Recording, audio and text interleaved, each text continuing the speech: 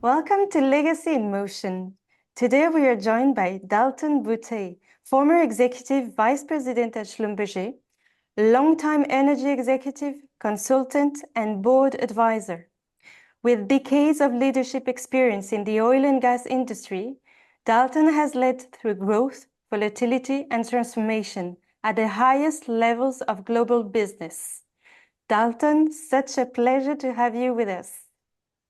Thank you, Corrine. It's a pleasure to be here. What first drew you into the oil and gas industry? Well, when I graduated from university in 1977, I went to work for AT&T, the communications giant, who basically had almost a monopoly in telephone communication throughout throughout the world. AT&T was a large, bureaucratic, slow-moving organization. I knew after a year or so that it wasn't a good fit for me. I was always intrigued by the energy industry. And in 1980, well, today, there's roughly 570 drilling rigs operating in the US.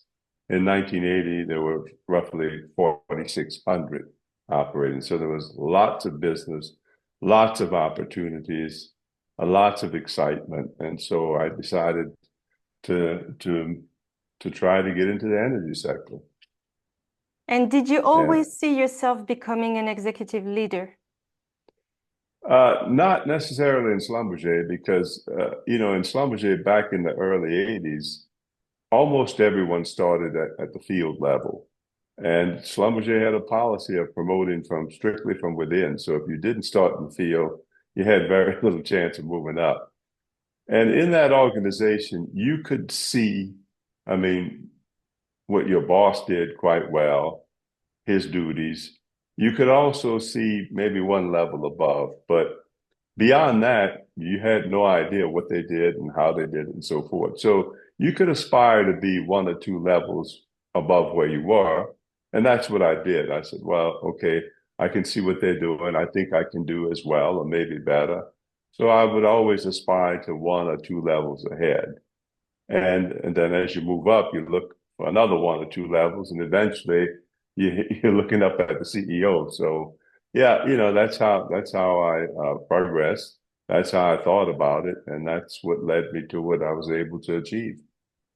And Dalton, what lesson early in your career stayed with you the longest?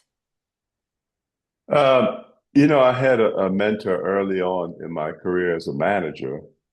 And basically, he told me, if you're in this oil field service sectors and you want to be successful, you have to learn quickly to run to your problems, not from your problems. So I kept that in mind always throughout my career. And I was always anxious to get to the problem and try to solve it. And of course, that led to my success. What was the biggest challenge of leading at the executive level? I think the biggest challenge, no matter what industry you're in, particularly as you move up the line, uh, you try to communicate the exact goals and the exact focus that you want of an organization.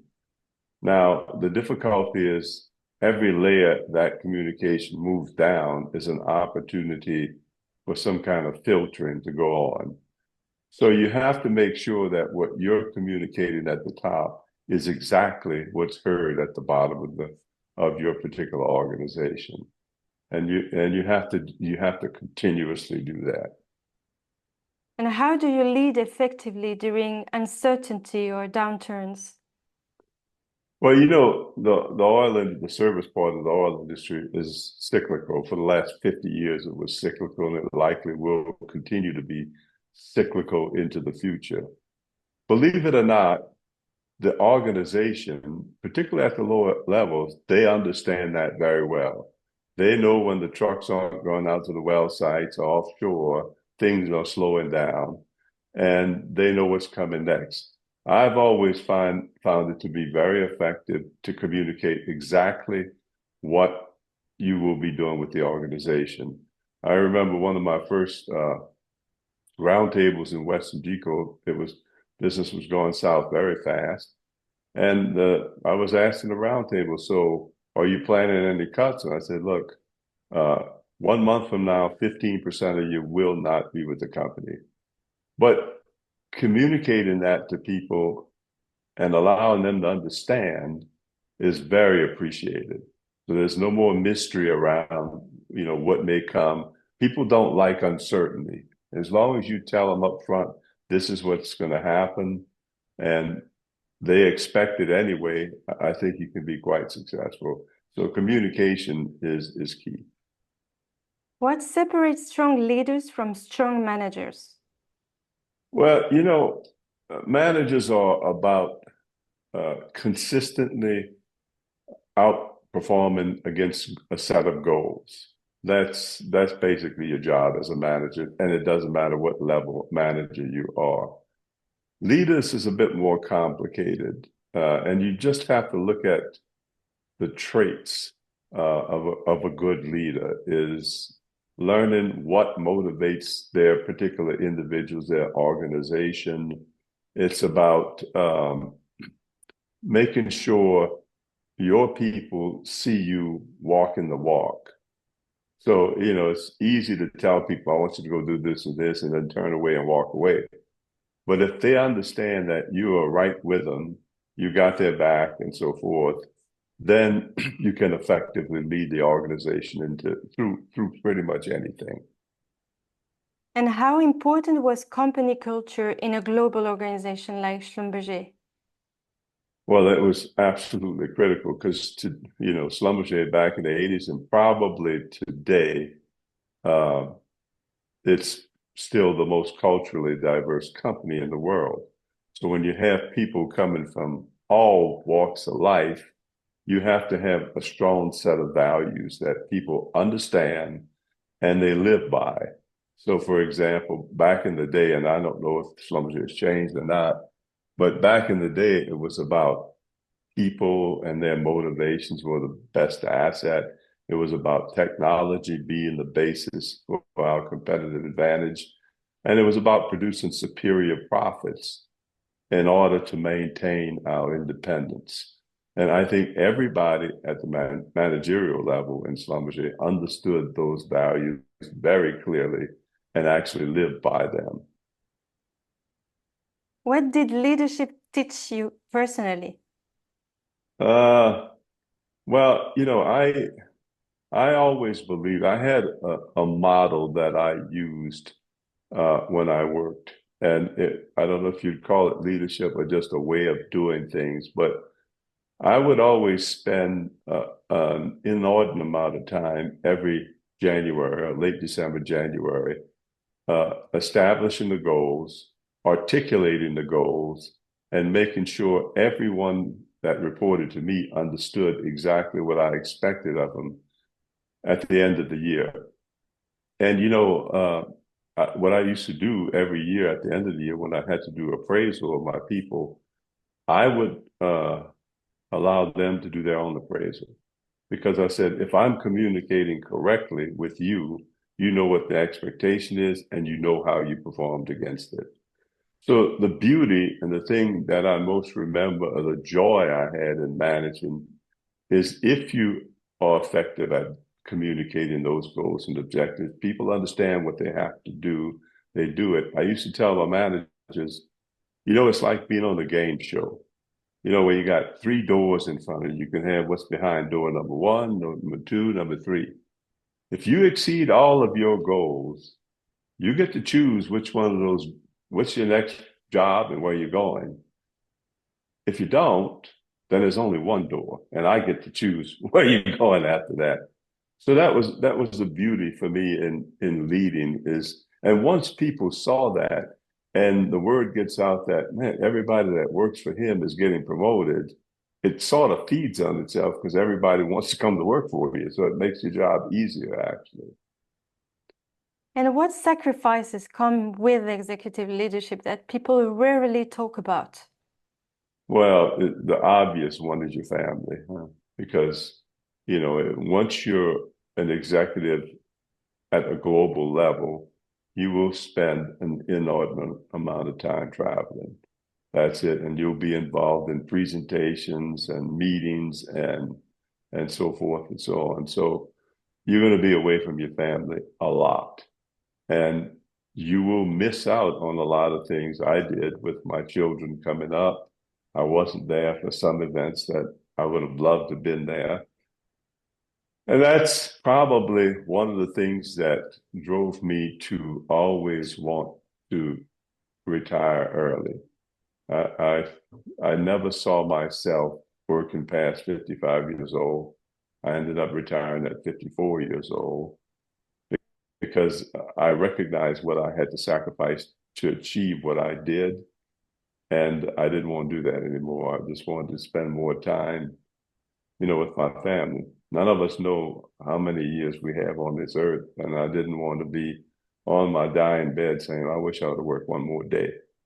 No, I don't think anyone ever says that. So that's the biggest sacrifice. And fortunately for me, I had a great wife. I have a great wife, and she was able to keep the ship going in a certain direction while I wasn't there, and things did work out for us.